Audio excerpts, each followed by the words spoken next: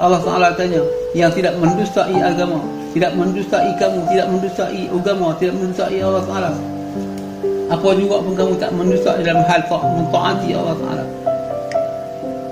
Ucapan terima kasih yang macam mana? Yang tidak mendustai kamu, yang tidak mendustai agama, yang tidak mendustai Allah Ta'ala.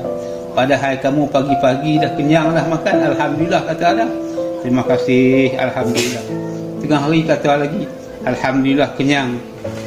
Petang kata lagi, dah makan, Alhamdulillah. Tapi ulang-ulang kata. Oleh kerana kamu ulang kata tu, perkataan yang pertama seolah-olah memang pembohong. Kena kata kali yang kedua, kena kata kali yang ketiga, kena kata kali yang keempat. Allah Ta'ala mau ucap terima kasih kepada Allah Ta'ala.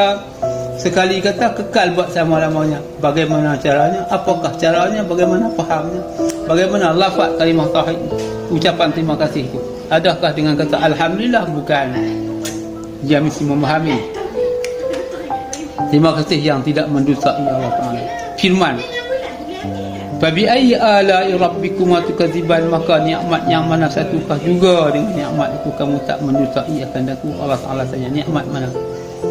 Nikmat rumah besar, kampung luas, harta banyak, ilmu banyak, itukah kamu nak ucap terima kasih pada aku? Ataupun kamu nak ucap terima kasih dengan keadaan yang lain? Kamu jadi orang kaya, kamu jadi orang yang bijak, kamu jadi Perdana Menteri, kamu ada duit dalam bank, kamu jadi orang alim, ilmu tinggi. Oh, terima kasihlah aku dididik dapat jadi orang alim. Macam tukah kamu nak ucap terima kasih? Allah Ta'ala bukan. Terima kasih yang macam mana? Tak mendustaikan aku, yang tak pembohong. Kamu tak bohong agama, kamu tak bohong diri sendiri, tak bohong segala-galanya, tak ucap yang macam mana. Allah Ta'ala nak ucapan sekali kata saja. Apakah ucapan yang tidak mendusta Allah Ta'ala, yang tak mendusta kamu dan tak mendustai agama?